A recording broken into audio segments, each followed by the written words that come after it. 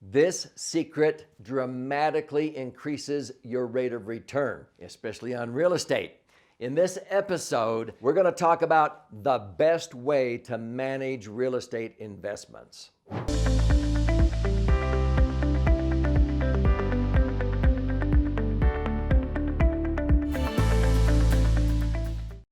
I'm Doug Andrew. If you've watched some other of my episodes, welcome back. But this is one of my favorite topics. Oftentimes, I teach audiences on how to become their own banker. Many clients that I've counseled throughout the years are big real estate investors. I have a lot of friends like Dean Graziosi, who has taught people how to buy and own real estate, rental properties. He's just over the top. When I showed him this, he was blown away. Now, I often teach that there are four things you can do with money. You can spend it, lend it, own with it, or give it away. And I tell people that I sort of double dip. I own and loan on the same assets. And so when I talk to most real estate investors, many of them think that they're going to buy these non-owner occupied rental income properties and take the rental income. And if you don't need the money to live on, what do most people do? They send extra principal payments against the mortgage, thinking the best thing to do is to get that property mortgage paid off. And then they can save the mortgage interest. And I'm going, well, wait a minute here. Mortgage interest is your friend, not your foe. In fact, when you own a rental property, there's three major deductions that benefit you on your tax return or your Schedule E. The interest you're paying on a mortgage, if you have a loan, if it's encumbered with a mortgage on the property, you get to deduct the interest on Schedule E or the LLC, whatever tax form you're using there.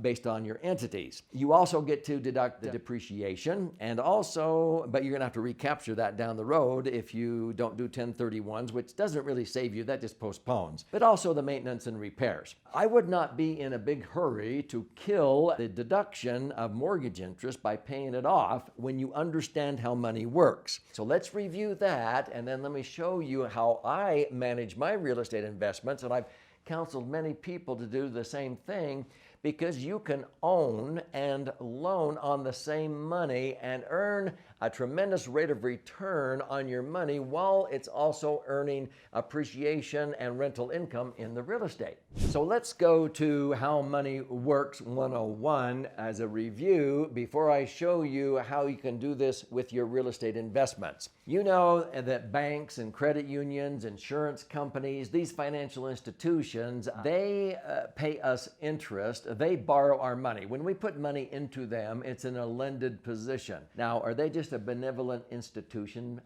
paying us interest? No. What are they doing with our money? See, we deposit $1 million in the bank.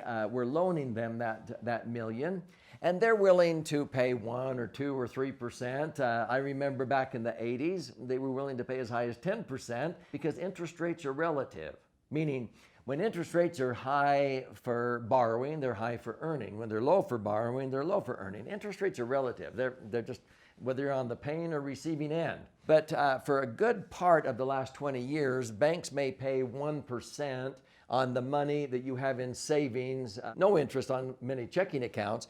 But let's say that's $10,000 a year. What do they do with that million? They turn around and loan it back out again numerous times. They get it back at 1, loan it back at 5% or 3%. Let's say they only earn 3%, because I've seen a lot of banks be pretty happy just loaning at 3. How much more is 3 than 1? Don't say 2.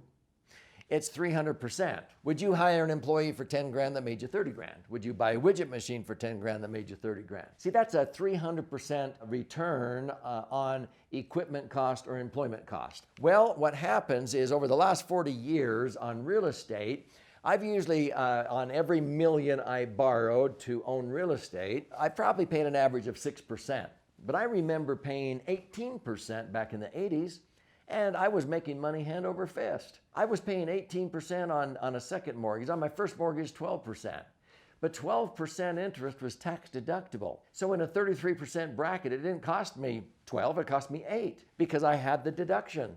So I'm borrowing money at 12, a net cost of 8. Do you know what I was earning in my favorite investment vehicle, the Laser Fund? That's where I put my working capital when I manage my real estate, is in the Laser Fund. It was earning between 11.75% and 15%. So I'm borrowing money at 8 and I'm earning 15. Even if I borrowed money at 18%, in a 33% bracket, it's a net cost of 12, and I was earning 15. I was making money. But most of my life, interest rates have averaged, let's say, around 6. If that's tax deductible, which if you do it right, it will be on your tax returns, that's a net cost of 4% in a 33% bracket, because I get to write off $60,000. That offsets $60,000 of earned passive or portfolio income on my tax return. And so in my tax bracket of 33%, I saved 20 grand. I saved 1/3 of that 60 deduction. So my net cost of a 6% deductible mortgage is only 40,000. In my Laser Fund, without even rebalancing, I've been earning 8.2%. I'll just round it down to 8. How much more is 8 than 4? 100%. I'm making 100%. You can't believe how many people don't understand this concept. I've done other episodes on the velocity of money, but folks, this is how I manage my real estate equity. So let me give you an example. Lately, on my non-owner occupied rental income real estate, I might go out and refinance or keep a mortgage on them, and let's say I borrow at 4.5%, whereas if it was my personal residence, it would be 3% right now. I have to pay higher interest because it's not my personal residence. At 4.5% tax deductible, it's not costing me 45, it's costing me a net of 30. I've been earning 9%, 9.14%, as predictable as can be, tax-free. How much more is 9 than 3? 300%. See, the banks have been making 300%, borrowing our money at 1 and earning 3. I've been making 300. We're both happy. You can't believe how many people don't understand this concept. So let me connect the dots and show you what I do with my real estate to earn money while I'm earning the appreciation and the rental income at the same time. Now, I've helped a lot of people, thousands of people in America, get out of debt. But first of all, let's define what out of debt means. Most people think out of debt means is they don't owe a dime. My definition is a little bit different. I define myself out of debt as this. When I have enough money in this pocket, let's say, these are my assets over here, these are my liabilities over in this pocket. When I have enough money, liquid and safe over here in this pocket, my assets, that any time with an electronic funds transfer or a phone call, I can take the money out of here and pay off all my debt, all my mortgages. I am out of debt. But by keeping them separated, I increase my rate of return. So based upon this concept, there are smart and quick ways to get out of debt, smarter and quicker ways, but the smartest and quickest way is not any way, shape, or form sending extra principal payments to the mortgage company. It's keeping the money over here, compounding tax-free. Hello? Compound interest tax-free versus your mortgage, which is a simple interest declining balance it's tax deductible. This is what creates the spread or the arbitrage. This is how the rich get richer. So folks, strivers, they pay interest, okay? Arrivers, they earn interest. But there's some people that say, yeah, there's two kinds of people in the world, those who pay interest and those who earn interest. I go, no. There's a third kind of person in the world, the mega wealthy thrivers, who learn when it's wise to pay interest to make more interest, just like banks do. Banks pay interest. They're paying interest as their friend, not their foe. They love paying interest. If they stopped paying interest, they would wither up and die because they borrow OPM, they pay interest, and they make more interest by loaning it out or investing. So with real estate, every $1 million that I go out there and borrow at 4.5%, it's tax deductible. I pay a net of 3, but I'm able to earn 9 or 10% on my money. Why would I pay off that piece of property if I have a mortgage? I can be making $60,000 of profit here. I make 90, it costs me 30.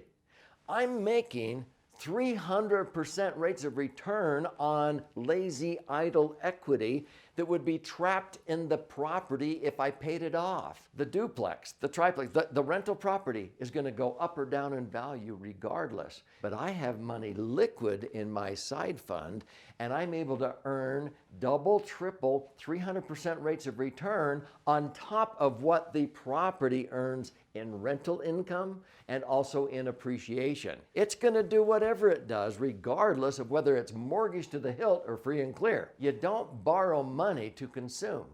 You borrow money to conserve and make 100, 200, 300% more than the cost of the mortgage, and that's how you double dip. Does that make sense? If you want to learn more, I want you to click on this episode so that you can understand how money works, the velocity of money, and also get a free copy of my book, and you'll learn how many people use this strategy to become mega wealthy.